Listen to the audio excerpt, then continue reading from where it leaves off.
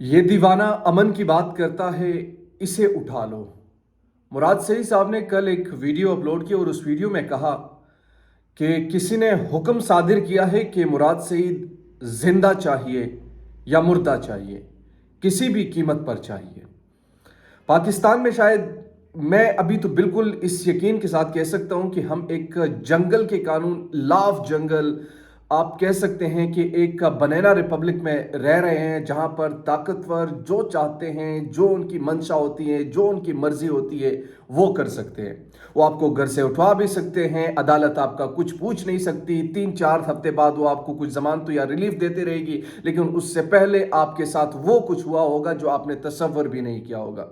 یعنی ہم نے دیکھا کہ پاکستان میں ان چند ماہ میں کیا کچھ نہیں ہوا۔ ماضی میں اس کے قصے ہم نے نہ سنے تھے نہ دیکھے تھے، آج اپنی آنکھوں سے دیکھ رہے ہیں اور سن بھی رہے ہیں، اور ہمیں نظر بھی آ رہا ہے۔ لیکن دوسری طرف کوئی پوچھنے والا نہیں، کوئی سوال کرنے والا نہیں، کوئی ان سے یہ تک پوچھنے والا نہیں کہ بتائیے آپ یہ کس جرم کی پاداش میں کر رہے ہیں۔ صرف اس جرم کی پاداش میں کیونکہ امن کی بات کرتا ہے، صرف اس جرم کی پاداش میں کیونکہ اپنے لوگوں کے لیے مسکراہٹیں بکھیرنے کی بات کرتا ہے، کیونکہ اس جرم کی پاداش میں کہ وہ نہیں چاہتے کہ دوبارہ ان کے علاقوں میں اس قسم کی دہشت گردی ہو، صرف اس لیے کہ وہاں پر کسی اور کو یتیم دیکھنا نہیں چاہتے، صرف اس لیے کہ وہاں پر کسی اور کو اس آگ میں دھکیلنا نہیں چاہتے، صرف اس لیے کہ وہاں پر کسی اور کے گھروں کو برباد نہیں دیکھنا چاہتے، صرف کیا اس لیے اس جرم میں اس جرم کی پاداش میں ان کے خلاف یہ حکم جاری کیا کہ مراد سعید چاہیے زندہ یا مردہ۔ اب یہ کچھ خبریں آ رہی ہیں کہ ان کی گرفتاری کے لیے کچھ ٹیمیں تشکیل دی گئی ہیں۔ کیا کچھ نہیں ہوا، بغاوت کے مقدمے آپ کو سہنے پڑتے ہیں، آپ کو باغی قرار دیا جاتا ہے۔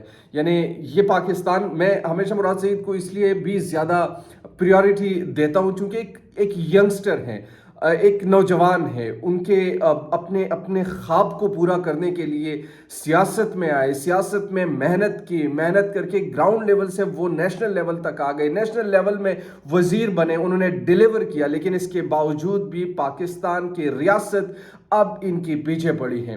یعنی ریاست کی کچھ ایسے لوگ ہیں، کچھ ایسے آپ کہہ سکتے ہیں کہ ادارے ہیں جو کہ اب ان کو نہیں بخشے گی۔ وجہ کیا ہے؟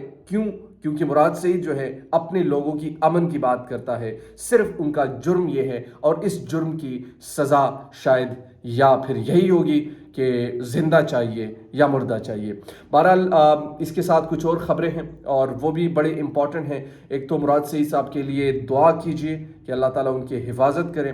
ظاہر سی بات ہے، جو اطلاعات آ رہی ہے، جس طریقے سے آ رہی ہے مراد سعید صاحب کے حوالے سے، وہ انتہائی تشویشناک ہے، اور حکومت اس حوالے سے نہ صرف خاموش ہے بلکہ ابھی میں عمار مسعود کا ایک ٹویٹ پڑھ رہا تھا۔ اس ٹویٹ میں ان کا کہنا تھا، دیکھیں کچھ چیزیں جو ہوتی ہیں نا وہ یعنی ایک آپ کو میں اب وہ ورڈ پتہ نہیں استعمال کرنا چاہیے نہیں کرنا چاہیے، لیکن دلالی کرنے میں شاید ہم بہت زیادہ آگے ہیں۔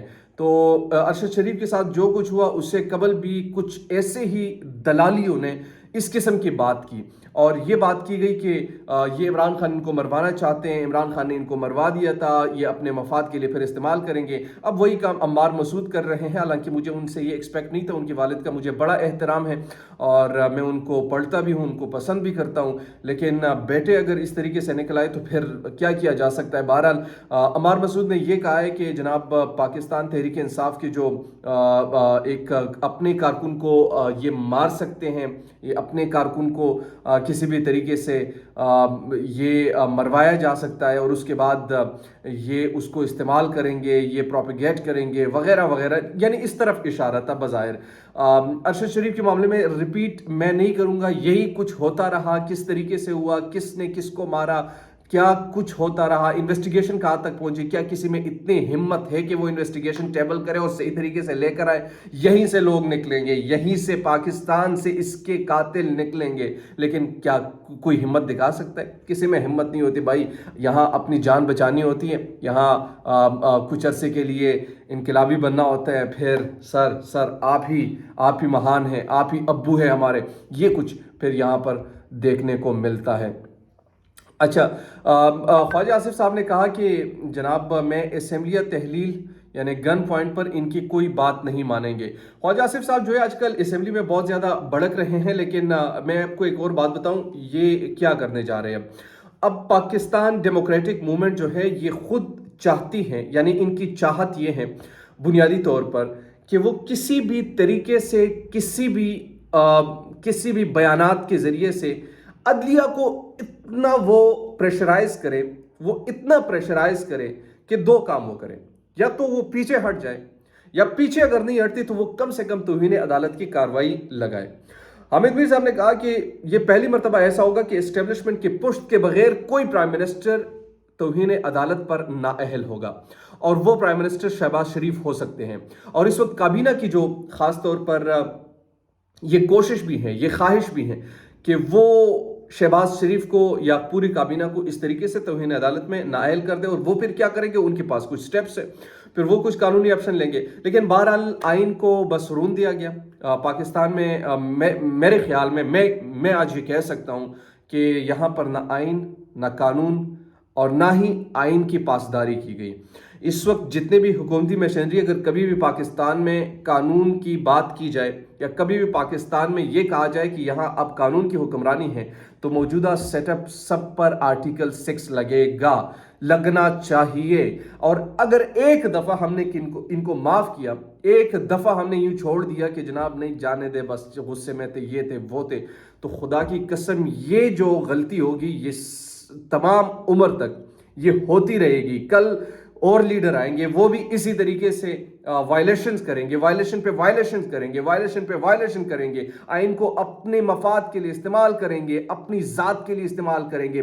جب ان کو سوٹ کرے گا الیکشن کروائیں گے، جب سوٹ نہیں کرے گا نہیں کروائیں گے۔ ایک مافیا ہے جن کے قبضے میں اس وقت پورے پاکستان کا سیٹ اپ ہے۔ اس مافیا سے جان چھڑانا پاکستانی عوام کی ذمہ داری ہے۔ یہاں پر ایک شخص آپ کے لیے نہیں ہو سکتا، یہاں پر لوگوں کو نکلنا پڑتا ہے، اپنے آئینی حقوق جو ہے وہ چھیننے پڑتے ہیں۔ وہ آپ کو پلیٹ میں کوئی رکھ کے نہیں دیتا، اس کے لیے جد و جہد کرنی پڑتی ہے، اور وہ جد و جہد جو ہے وہ ویسے نہیں کی جاتی، اس کے لیے بڑی قربانیاں دینی پڑتی ہیں۔ اور یہ قربانیاں ہم جو دے رہے ہیں کہ سوشل میڈیا پہ ہم کم سے کم بات کر رہے ہیں، لوگ کہتے ہیں کہ آپ اور کیا کر سکتے ہیں، ہم بات ہی تو کر سکتے ہیں۔ 90 ڈیز میں الیکشن کے حوالے سے الیکشن آئین میں درج ہے، وہ لکھا ہے، اس کو کیوں تسلیم نہیں کیا جا رہا؟ کیونکہ آپ کو سوٹ نہیں کر رہا۔ آپ پھر اکتوبر میں بھی الیکشن پر راضی نہیں، آپ کہتے ہیں کہ نہیں پہلے عمران خان کو نااہل کیا جائے گا یا ان کو سیاست سے ختم کر دیا جائے گا، پھر ہم الیکشن لڑیں گے۔ بھائی کیونکہ آپ نہیں جیت سکتے۔ مافیا تو یہی کام کرتی ہے نا، غنڈہ تو پھر یہی کام کرتے ہیں، دہشت گرد تو پھر یہی کام کرتے ہیں، بزور بازو کرتے ہیں۔ لیکن عوام کے سامنے نہ دہشت گردی چلتی ہے، نہ غنڈہ گردی چلتی ہے، نہ مافیا کا راج چلتا ہے۔ عوام جب اٹھتی ہے تو پھر بہا کر لے جاتی ہے، یاد رکھیے گا۔ اتنا زیادہ عوام کو مت ستائیے کہ وہ ایسے ہی اپنے بہاؤ میں آپ کو بہا کر لے جائے۔ دیجیے نعمان خان کو پاک افیر سے اجازت، اللہ نگہبان۔